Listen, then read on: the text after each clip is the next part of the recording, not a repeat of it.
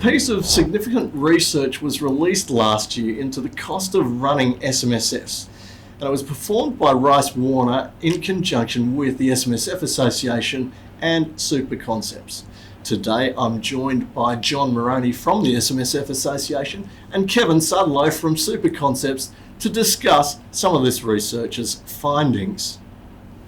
Well, welcome John and welcome Kevin. Thanks Darren, thanks for having us. Thanks Darren. Can we just start by a brief summary of what some of the more significant findings of the research was?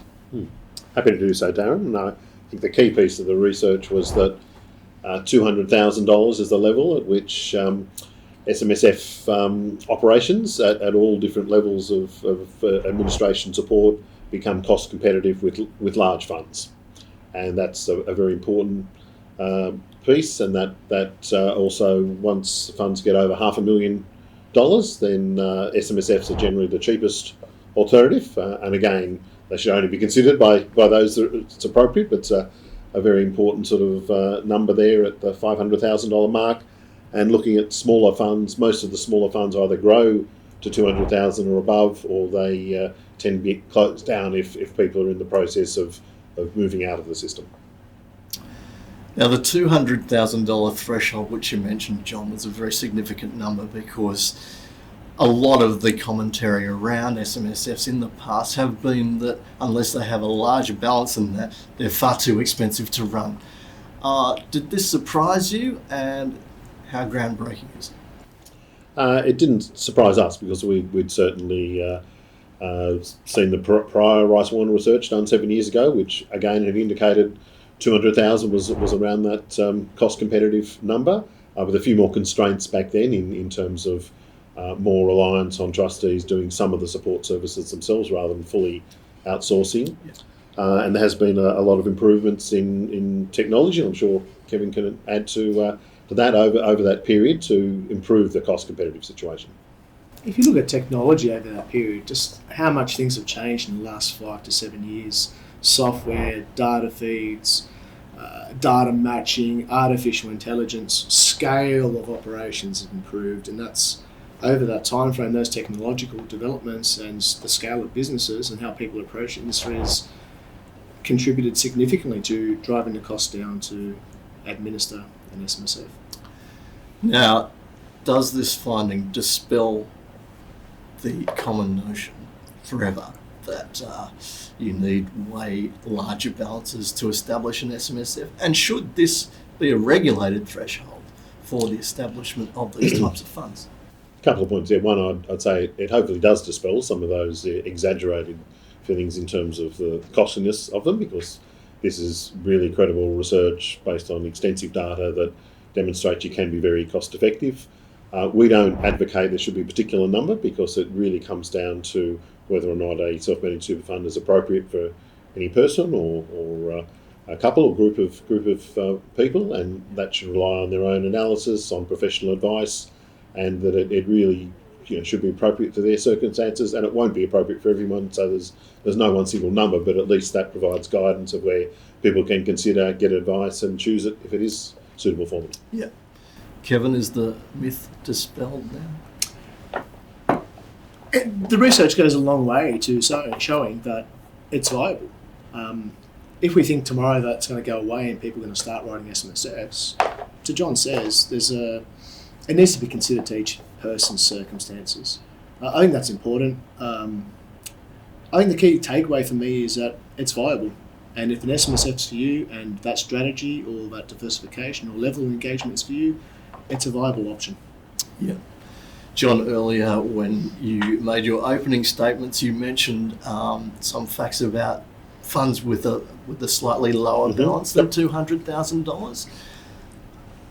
On the flip side of using that as a threshold to establish, or as credibility to establish an SMSF, should funds of, say, $100,000 or less be recommended to be wound up if they can't demonstrate that they've got a proper plan to boost their asset level to a cost competitive level? I think it's certainly an area that needs to be carefully considered by the trustees involved. They've got responsibilities to themselves and any other members that are in the fund. One area that we have concerns about is that it can be difficult for a person to work through what's the process of, if I should shut it down, how can I do that smoothly? And a lot of accountants get approached and probably say, look, have you thought about it? But they can't actually give advice on it because they're not licensed as financial advisors.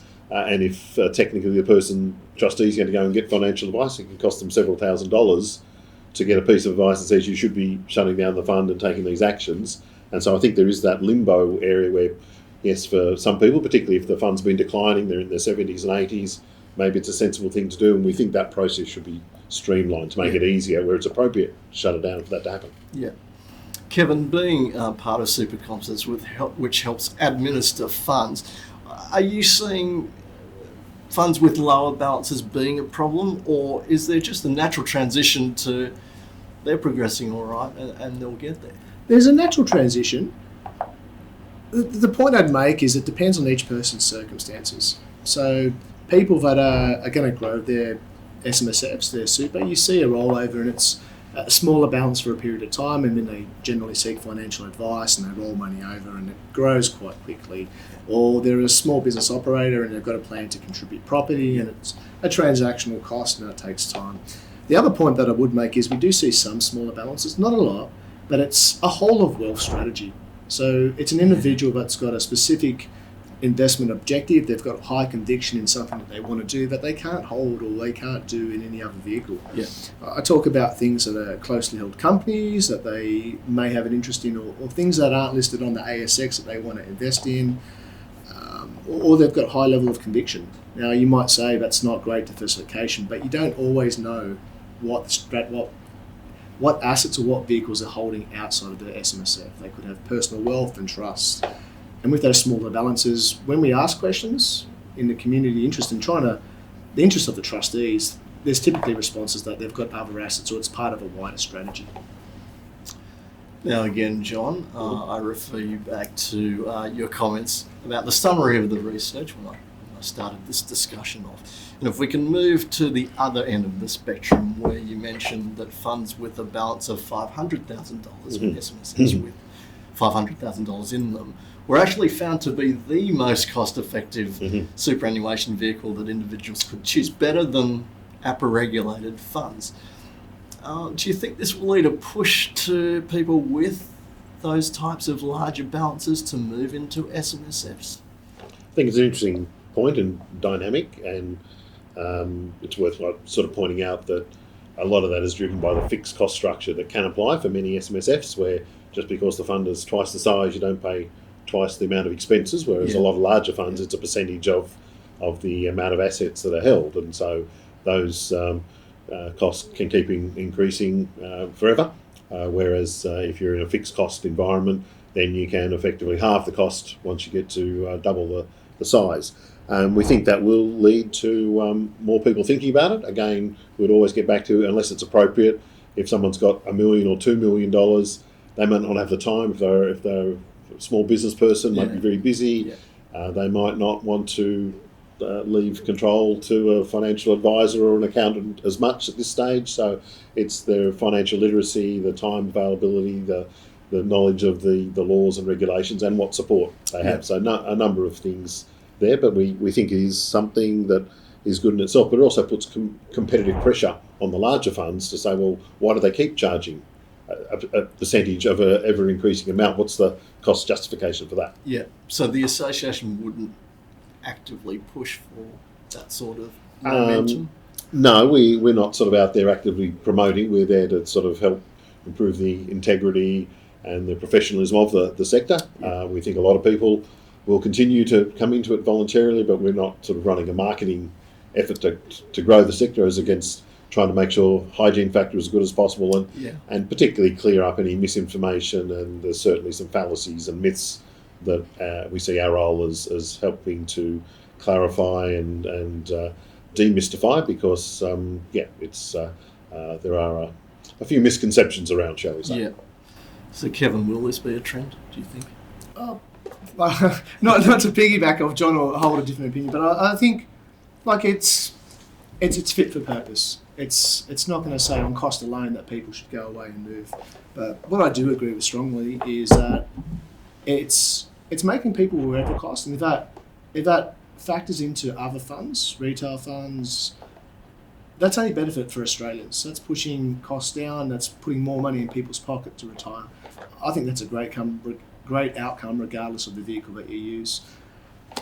It's, again, fit for purpose. I think it's great for people that are actively engaged. Again, if you want to be actively engaged and cost is your only factor and you want to take control, you want to feel empowered, I think it's showing that SMSFs are a way for you. If you don't have the time, if you have time, Paul, there's other options. But regardless of the outcome of the individual motivations, I think for Australians, what it means for retirement savings is positive. Yeah. Well, thank you both for your time today and for joining me regarding this discussion. That actually ends the first part of our discussion into the research about the cost effectiveness of SMSFs. Please stay tuned for the second part where we delve further into what the study found.